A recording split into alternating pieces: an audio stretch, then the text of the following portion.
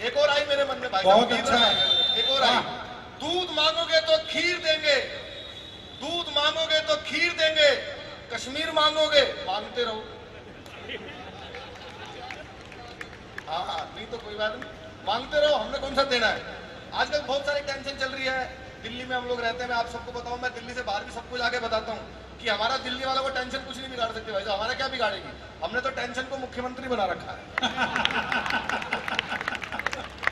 आजकल केजरीवाल की बहुत छाए हुए भाई साहब 2 दिन से। आज तो नई न्यूज आ गई कि ऑड इवन दोबारा लागू हो रहा है नवंबर में, आपको पता होगा। ऑड इवन, उनके पास हर समस्या का एक ही समाधान है, ऑड इवन। उनको ये बोल दो पेट में दर्द हो रहा है, बोलेंगे कल से ऑड इवन लागू कर दूंगा। उनके पास हर मर्ज की एक दवा है भाई साहब, ऑड इवन। और देखो ऑड इवन लागू करता है, खुद फॉलो नहीं करता, 2 बार मुख्यमंत्री बन गए। भैया आपके बाद जो ऑड के बाद इवन भी तो आएगा ना, तो किसी और को भी आने दो। ये अभी उनका विज्ञापन बहुत चल रहा है डेंगू का, कि हमने डेंगू खत्म कर दिया। मेरे सपने में आ गए थे केजरीवाल प्रवीण भैया, मैंने उनसे पूछा आपने डेंगू कैसे खत्म किया। आपको केजरीवाल जी का जवाब पसंद आए तो आपको लगे कि दिल्ली का या दिल्ली का मुख्यमंत्री ऐसा जवाब दे सकता है, तो आप सबकी तालियां मुझे चाहिए। और मेरे सपने में आए थे कल केजरीवाल जी, मैंने उनसे पूछा, मैंने भाई साहब आपने डेंगू खत्म कर दिया, आपको पता नहीं है दिल्ली वालों को डेंगू कैसे खत्म होता है। हमने रिसर्च किया इसके ऊपर, हमने रिसर्च किया है, हमें ये पता लगा कि डेंगू साफ पानी में पनपता है। हमने साफ पानी देना बंद कर दिया। भाई तालियां जोरदार होनी चाहिए। हमने साफ पानी देना बंद कर दिया, डेंगू अपने आप खत्म हो गया दिल्ली का। और मैं आप सब लोगों से कहना, अच्छा अभी हरियाणा में प्रोग्राम चल रहा था, भाई साहब रैली कर रहे थे केजरीवाल जी, थोड़े दिन पहले हरियाणा में रैली कर रहे थे, सामने था ये सारी ईवीएम मशीनें खराब है, मैंने जांच करवाई है, इसकी जांच करवाई है मैंने, सारी खराब है। मैंने कहा कहाँ जांच करवाई है, मोहल्ला क्लिनिक पे। और जो लॉजिक केजरीवाल जी ने दिया सर, कोई नहीं दे सकता इतना बढ़िया लॉजिक। आपको पता नहीं है क्या गड़बड़ होती है, जहां पे ईवीएम मशीनें रखी जाती है रात को, भाजपा वाले गड्ढा खोद के एक आदमी उसके अंदर बिठा देते हैं। वो आदमी रात को निकल के आता है, हमारी सारी वोट निकाल के साफ करता है और बीजेपी में डाल देता है, बीजेपी जीत जाती है। करप्शन हो रहा है इस देश के अंदर, ये करप्शन हो रहा है। मैंने कहा भाई साहब इसको कैसे ठीक करें, जो तरीका उन्होंने बताया। अब एक ही तरीका बचा है इस देश में चुनाव करवाने का, एक ही तरीका है। मतलब क्या तरीका है, हम आम आदमी है, हम नेक आदमी है, अगर हम दिल से कहते जीत रहे तो जीता हुआ मान लेना चाहिए। इससे बढ़िया तरीका भाई साहब हो ही नहीं सकता, कुछ भी नहीं हो सकता इससे बढ़िया। वाकई बहुत बढ़िया प्रोग्राम आपने किया, बहुत अच्छा चल रहा है प्रोग्राम भी। आनंद भाई बैठे हैं और बहुत सारी टेंशन हमारे देश में चल रही है। इलेक्शन हुआ, धारा 370 हट गई, 370 हटने से पहले बहुत टेंशन आई भाई साहब। फारूक अब्दुल्ला जी ने कहा मोदी जी 10 बार भी प्रधानमंत्री बन जाए तो 370 नहीं हट सकती। अब हालत ऐसी हो गई कि मोदी जी 12 बार भी बन जाए तो ये बाहर नहीं आते। वाह वाह वाह। और एक बहुत बारीक बात कर रहा हूँ, आप लोग सबको जिनको समझ में आ जाए ढाका लगाइएगा, तालियां बजाइएगा। अभी पिछले दिनों खबर आई कि देश में जीडीपी गिर गई, महंगाई बहुत हो गई, जीडीपी गिर गई। वहां खबर कश्मीर तक गई, किसी ने महबूबा मुफ्ती को बताया, बोला जी जीडीपी गिर गई। बोले तुम्हें जीडीपी की पड़ी है, मेरी पीडीपी चली गई।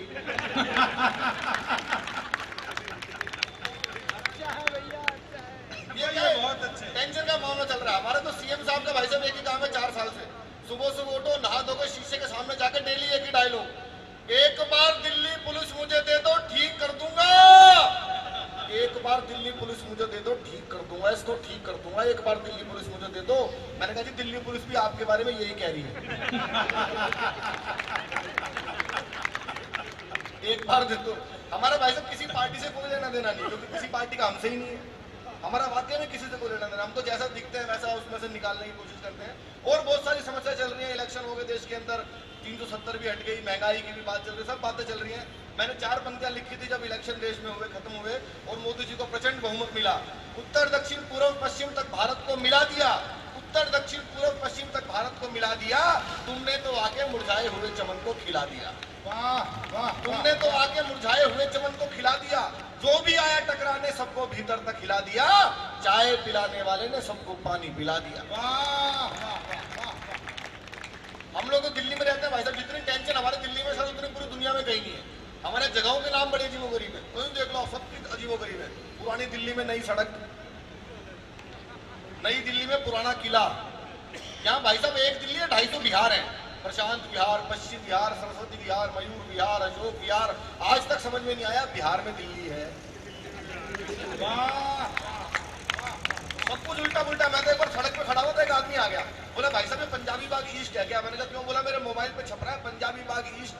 मैंने कहा जहाँ यार जहाँ खड़ा होगा वही तो छपेगा, जीपीएस का जमाना है। बोला अच्छा सड़क के उस पार जाऊंगा तो क्या छपेगा?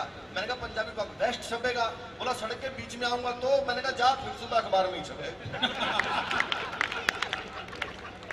हाँ, बहुत सारी समस्या चल रही है। मोदी जी मेरे सपने में आ गए सर। अभी वो बहुत सारे नेताओं से मेरी सपने में बात हो रहे थे, मोदी जी मेरे सपने में आ गए संदीप भाई, और मैंने उनसे देश की बड़ी गंभीर समस्या पे बात की। आपने खबर देखी होगी 2-3 साल पहले कि सारी महिलाओं के बाल काट के ले गया कोई, पता है ना आपको? आज तक नहीं पता लगा भाई साहब किसने काटे, महिलाओं ने खुद काटे या कोई वाकई काट के ले गया, आज तक पता नहीं लगा। मोदी जी मेरे सपने में आए, मैंने मोदी जी से पूछा, मैंने कहा मोदी जी सबके बाल काट के कौन ले गया? मोदी जी ने भाषण दिया, पीछे पीछे केजरीवाल जी आए। आपको लगे दोनों लोग बिल्कुल यही बोलते तो आप सब उत्सव मनाइएगा तालियों के साथ।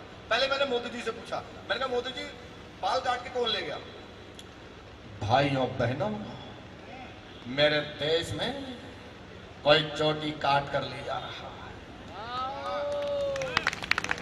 बहुत अच्छे, वाह कोई चोटी काट कर ले जा रहा है और ये हमारी माता बहनों को केसलेस बना रहा है। और जो लोग चोटियां काट रहे हैं मैं उनसे भी कहना चाहता हूं, अगर काटना है तो गरीबी को काटिए, अगर काटना है तो बेरोजगारी को काटिए, और चोटी ही काटनी हो ना तो उनकी काटो जो पार्लर में कटवाते हैं। वाह, बहुत अच्छे। पीछे पीछे भाई साहब केजरीवाल जी आ गए। मैंने उनसे पूछा भाई साहब सबकी चोटी कौन काट रहा है? ये नरेंद्र मोदी कटवा रहा है जी सबकी। ये सारी चोटी नरेंद्र मोदी कटवा रहा है, देश के अंदर कोई नहीं कटवा रहा, नहीं कि सारे मंत्री गंजे हैं।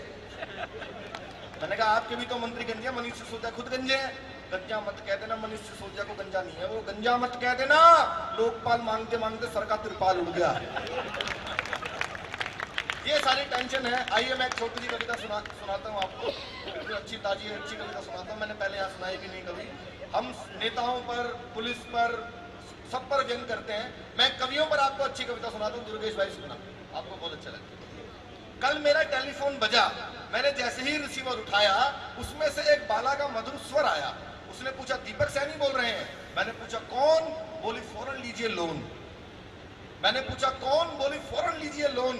अब पैसों के लिए मत निर्भर रहो किसी भी रिश्तों पर, लोन लीजिए आसान किस्तों पर। मैंने कहा इसके लिए मुझे क्या करना होगा? बोली बस एक फॉर्म भरना होगा, घर के कागज रखवा देना या किसी पढ़े लिखे कवि का अंगूठा लगवा देना। घर के कागज रखवा देना या किसी पढ़े लिखे कवि का अंगूठा लगवा देना। मैंने कहा ये सब हो जाएगा पर लोन कितने का पास हो पाएगा? बोली सर वैसे तो हमारा बैंक कवियों को 500 रुपए तक लोन देता है। बोली सर वैसे तो हमारा बैंक कवियों को 500 रुपए तक लोन देता है, पर कोई टीवी पर आता हूं तो 700 भी ले सकता है। मैंने कहा जी मैं टीवी पर आ चुका हूं, अनेक कार्यक्रमों में जा चुका हूं, मेरा 700 रुपए का लोन पास करा दो। बोली गारंटी किसकी? मैंने कहा दिनेश रघुवंशी जी की। बोली सर इनकी तो खुद ही राह भटकी पड़ी है, 300 रुपए लिए थे, 50-50 की 3 किस्त अटकी पड़ी। वाह वाह। मैंने पूछा डॉक्टर प्रवीण शुक्ल जी की चलेगी? बोली सर हमारा बैंक कितना रिस्क नहीं ले सकता, प्रवीण जी ने दिनेश जी की दी हुई है। एक आदमी 2 की गारंटी नहीं दे सकता। मैंने पूछा लोन नहीं देना था तो फोन क्यों करती है? बोली सारे कभी डिफॉल्टर हो तो उसमें मेरी क्या गलती है। वाह वाह वाह वाह। बस कवियों को डिफॉल्टर सुनते ही रिसीवर मेरे हाथ से छूट गया। मैं नींद से जागा, सपना टूट गया। बिस्तर पे आंखें मलता हुआ सोचने लगा कि लोगों की दृष्टि कवि और कविता से हटने लगी है, फूहड़ और बेहुदे कार्यक्रमों पर ज्यादा डटने लगी है। फूहड़ व बेहुदे कार्यक्रमों पर ज्यादा डटने लगी है। तभी आत्मा से आवाज आई कि जब भी कोई राक्षस हमारी संस्कृति पर अपने बाण चलाएगा तो ज्योतिनगर जैन समाज जैसा हर संस्थान हर बार संजीवनी बनकर आएगा। बहुत बहुत शुक्रिया आप सबका धन्यवाद। मुझे बुलाते, मैं पढ़ दूं दिनेश? हेलो, हमारे संदीप जी कह रहे हैं थोड़ी सी और सुना। 2-3 देखिए वो उसने नेताओं का छोड़ दिया। दीपक 2-3 जरा नेताओं का आइटम तो दिखा दे, वो तो बहुत आवश्यक है। राजनाथ जी का जरूर बता देना। मैं तो चाह ही रहा था कि कोई कहे तो सुनो। एक बार ताली आप सब लोग बजा दो प्लीज। मैं सुनाता हूं आपको नेताओं का, हर नेता का अंदाज आपको पता अलग होता है। हर नेता अपने हिसाब से सबका अंदाज अपना है, भाषण देने का अपना स्टाइल होता है। मैं कुछ नेताओं का आपके मंच पर प्रस्तुत करूंगा, आप लोग जितनी तालियों से बजाएंगे मैं उतनी डबल एनर्जी आपके बीच में लगाऊंगा। एक से बढ़ के एक नेता होता है, एक नेता है बिहार में लालू यादव, आप सब जानते होंगे। लालू जी का अपना स्टाइल है भाई साहब भाषण देने का। अभी पिछले दिनों भाषण दे रहे थे, सामने आप जैसे इंटेलिजेंट लोग बैठे थे, लालू जी को एक लाइन में लड़के ने निपटा दिया। लालू जी जैसी माइक में आए,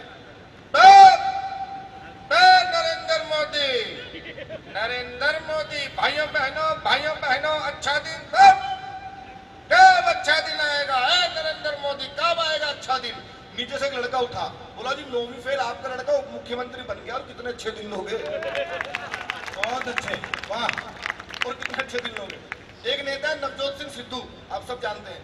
मैं लाफ्टर चैलेंज 3 में सबसे यंगेस्ट पार्टिसिपेंट था। हम लोगों को माइक ले जाकर रखना होता था, सिद्धू जी को हंसना होता था। और आपको पता है, एक बार सिद्धू जी अगर भाषण देना शुरू कर दें, या तो भगवान रुकवा सकता है या इमरान रुकवा सकता है। एक नया लड़का आया, उसको जैसे ले जाकर माइक रखा, गुरु मैं कहता हूं तुझमें वो बात है, तू ही है जो सागर को नदी, दशक को सदी बना देगा। माय डियर फ्रेंड, तुझमें वो कला है, नदियां नाले पर्वत झरने का अगर सागर। वो बंदा डर गया, बोला जी माफ करो, मैं तो माइक टेस्ट करने आया। हाँ भाई, बहुत अच्छे, वाह वाह वाह वाह। भाई साहब कह रहे हैं मुलायम सिंह की करके दिखो। अच्छा, मुलायम सिंह हमारे देश में अकेले ऐसे नेता है जिनका भाषण किसी को समझ में ही नहीं आता, वो क्या बोल रहे हैं, क्यों बोल रहे हैं। अच्छा, मुझे तो क्या भाई साहब उनके बेटे को समझ में नहीं आता। अखिलेश यादव से पूछा आपके पिताजी ने क्या कहा, उन्होंने जो भी कहा ठीक कहा, क्या कहा ये नहीं पता। अभी पिछले दिनों भाषण दे रहे थे और पूरे भाषण में यही समझ आ रहा था राहुल ने मरवा दिया, इसके अलावा कुछ भी नहीं पता। उन्होंने जैसे भाषण देना शुरू किया, उत्तर प्रदेश हमारी जनता हवाई चलू एरोप्लेन ड्राइव लेके इसको मैं राहुल ने मरवा दिया। सब कुछ समझ में नहीं आया। थोड़ी टीवी की आवाज तेज की, मैंने कहा आप शायद समझ में आ जाए, वो दोबारा शुरू है। हमारे बोले अखिले उत्तर प्रदेश चलू एरोप्लेन ड्राइव इसको मैं राहुल ने मरवा दिया। मैं पिताजी को ले आया, बुला के मैंने कहा पता नहीं क्या बोल रहा, फिर शुरू है। हमारे बोले अखिले उत्तर प्रदेश चलू एरोप्लेन ड्राइव हमारे नैनो चले तो मैं राहुल ने मरवा दिया। पिताजी बोले बेटा टीवी बंद कर दे वरना सबको यही मरवा देगा। वाह वाह, ये हर किसी का अपना अंदाज होता है भाषण देने का, सबका अपना स्टाइल होता है। और मैं देख रहा हूँ कि हमारी माताएं बहनें मातृशक्ति भी बहुत भारी संख्या में रात के इतने बजे तक भी कविता सुनने के लिए मौजूद है। आपको प्रणाम करता हूँ जी, वरना तो महिलाओं को हंसाना बहन जी बहुत मुश्किल काम है। मैं सच हमारी भाभी जी भी बैठी हुई और वाकई बता रहा हूँ भाई साहब, महिलाओं को हंसाना वाकई बहुत मुश्किल काम है। जब मेरे तो हुई नहीं, मेरे लिए तो और भी मुश्किल काम है। महिलाओं को मेकअप करने वाले भी समझा के भेजते हैं, ज्यादा हंसोगे तो चेहरे के पीओपी की हमारे कोई गारंटी। मैं सच बता रहा हूँ, परवीन कोई अपनी उम्र ठीक नहीं बताता, किसी भी से पूछ लो आप, कोई महिला अपनी उम्र कभी ठीक नहीं बताती। एक आधी हमारी गौरी मिश्रा जी जैसी होती है जो बता देती है 58 हो गई, हर कोई नहीं बता पाता। मैं एक बार ट्रेन में आया था, बीच वाली बर्थ पे, ऊपर वाली बर्थ पे 30-35 साल की महिला, नीचे वाले पे 70-80 साल के, बीच में मैं। ऊपर वाले ने नीचे वाले से पूछा, बोला बहन तुम्हारी उम्र कितनी होगी? 70-80 वाली बोली होगी 30-35। इतना बड़ा घोटाला चिदम्बरम ने भी नहीं किया। अब 70-80 वाले ने 30-35 वाले से पूछा, बोला बहन तुम्हारी कितनी होगी? बोली होगी 18-20। मैं बर्थ से नीचे गिर गया, बोली क्या कर रहे हो? मैंने कहा पैदा होने की कोशिश। वाह वाह वाह, बहुत अच्छे।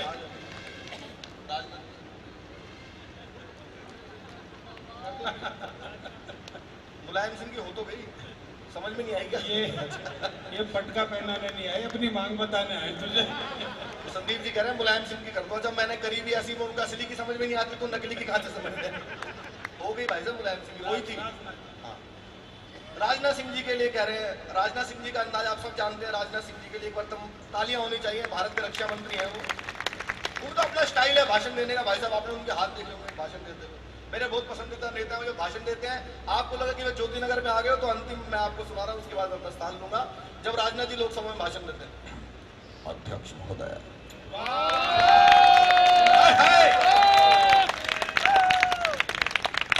मैं कहना चाहता हूं कि यहाँ का प्रश्न हमारे देश की सरकार का है तो हमने क्लियर कर दिया है कि अब पाकिस्तान से कश्मीर पर कोई बात नहीं होगी। बात ईद होगी तो पीओके पर होगी, कश्मीर पर। बहुत बहुत शुक्रिया।